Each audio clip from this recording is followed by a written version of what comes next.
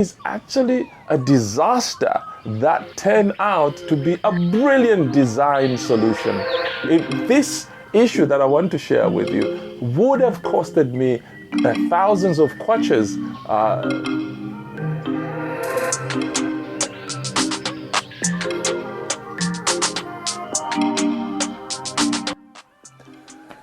good morning, good afternoon, good evening, wherever you are watching me from.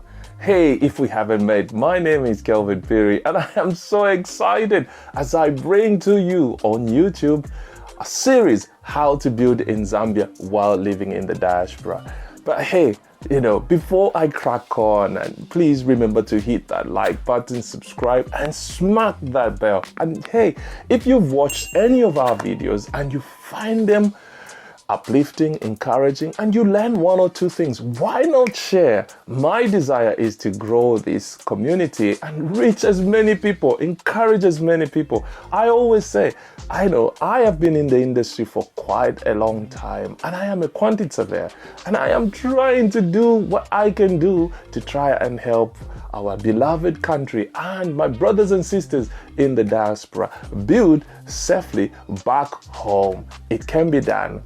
Right, now that said, I just want to appreciate everyone that has actually found time to subscribe to this channel and always find time to watch what we are doing. I do appreciate all of you, and I do appreciate those comments that I see, and definitely when you get in touch with me, I will definitely respond to you. Find a way, get in touch with me, and if you have any issues on anything that we have been discussing on this channel, get in touch with me, and I will definitely respond, and I will definitely see if I can help. If I can't, I will direct you to someone that can help you with whatever you are looking for. Now, that said, let's go on to what I want to share with you today. But because I walk this walk, because construction has been part of me for quite a long time, and that's working for these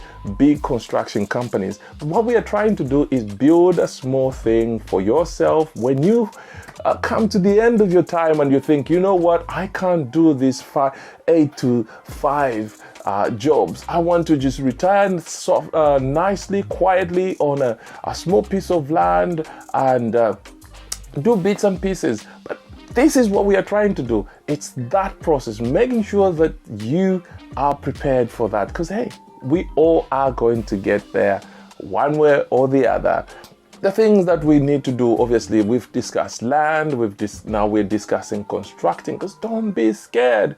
Don't be put off by by the stories that you hear that are negative, and those stories that are, whenever you want to build, somebody's going to do that, and you are put off. Don't be put off. And again, I don't want to sound as if I'm making things simple, and there are challenges. You have to be aware there are challenges when you are trying to build back home in Zambia, miles and miles away from Zambia. So there are challenges. So you have to be prepared. And I want to talk about challenges. I want to talk about issues that I've actually encountered, but this particular one is actually a disaster that turned out to be a brilliant design solution.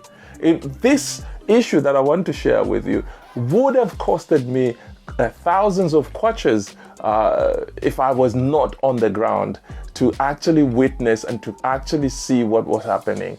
But I was there, and I was able to come up with an ingenious solution that when you look at it, somebody will thinking the designer or the architect actually designed that. No, it was quick thinking right there on site.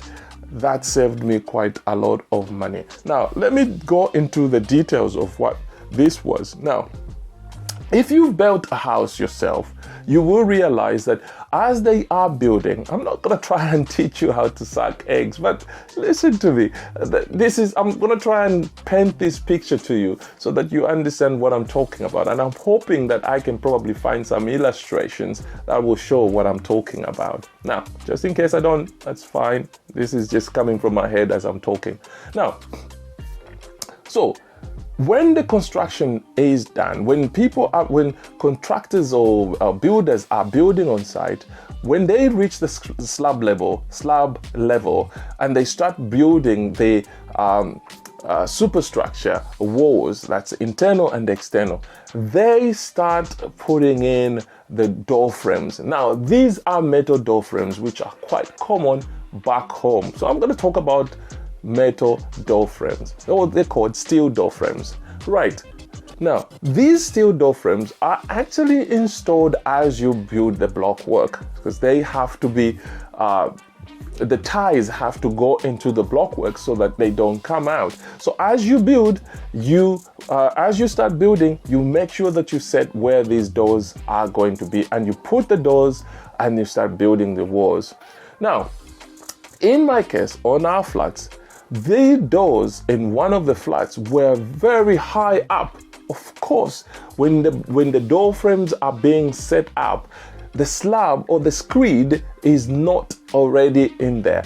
It is not already set up. So they are building off the slab. So they will allow a gap, or they will allow a gap between the slab and the bottom of the frame, which should be able to be covered by screed. Normally, screed is about 38 millimeters off the slab.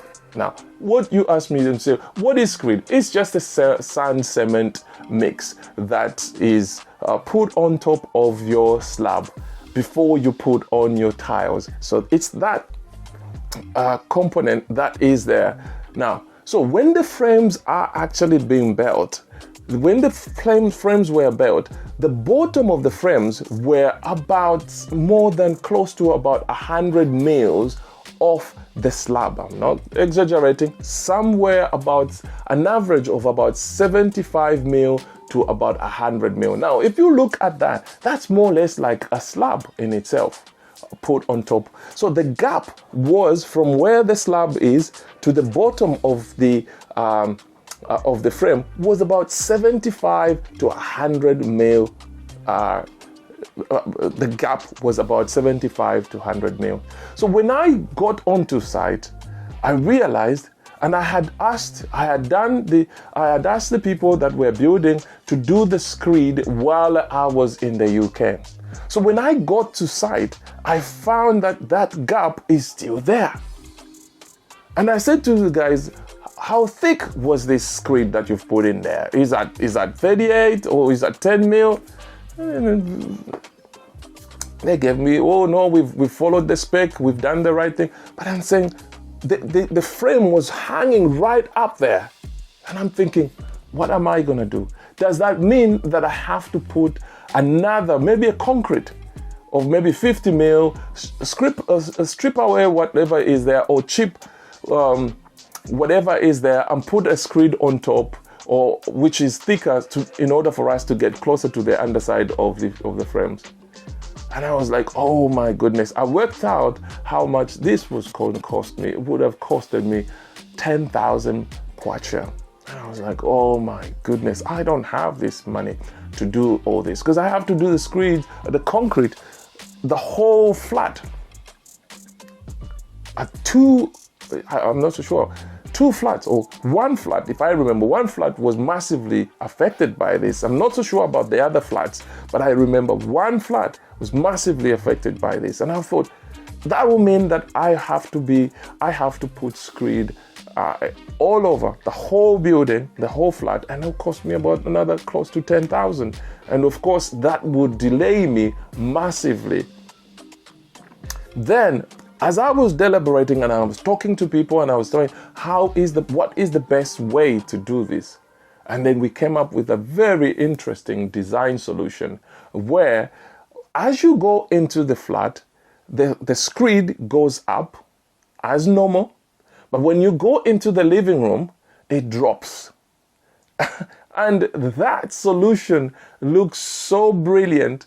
And it looks like an architect had actually deliberately designed that. But it was just to try and overcome a problem. And as you go out of the living room, kitchen, as you go into the bathroom, there's a passage which links to the bedroom, bathroom, and another bedroom. That as well goes up by 100 mil, and then as you go into the bathroom, it drops, and as you go into it drops. It was like a raised platform where you could walk on, and that looks beautiful because it was nicely tiled, and it looks so beautiful that you cannot imagine that solution was only made in order to sort out a construction that went wrong. Now, that in itself costed me just about 1,000 kwacha, and I didn't even worry about it because it actually came out so good. And the reason why I'm sharing this is because when you are not on site, these issues, and you're not fully tuned to understand what is going on, these things and you miss them, they will cost you a lot, and you end up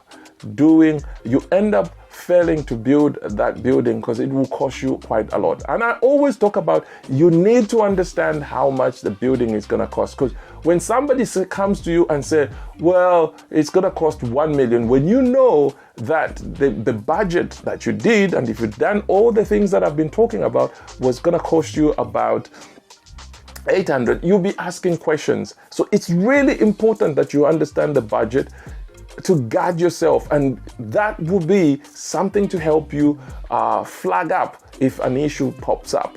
And so that's how I overcame a challenge, a mess up by the contractor, by the people that were building on site, and then I had to overcome that quickly by coming up with that solution. And I'll be sharing some of the things that I have done, like I've said, on that building that I was on, those apartments that we built, and I'll be sharing more of these things, and you realize that's the reason why the cost came to whatever it did cost us ultimately. The reason is I was fully committed to the project, and I was able to follow up what was happening right there on site. And hey, I hope this will help you in one way or the other as you move on, as you build back home. But if you have any questions on any issue, and I'll repeat this, get in touch with me. And next week, I'll be talking more in, things like this as we go on, as they come in my head. But I do appreciate those people that are getting in touch, and those conversations that I do have with you guys. Hey, remember to hit that like button and subscribe, and please share if you find this content to be quite helpful. I'll see you in the next video. God bless you.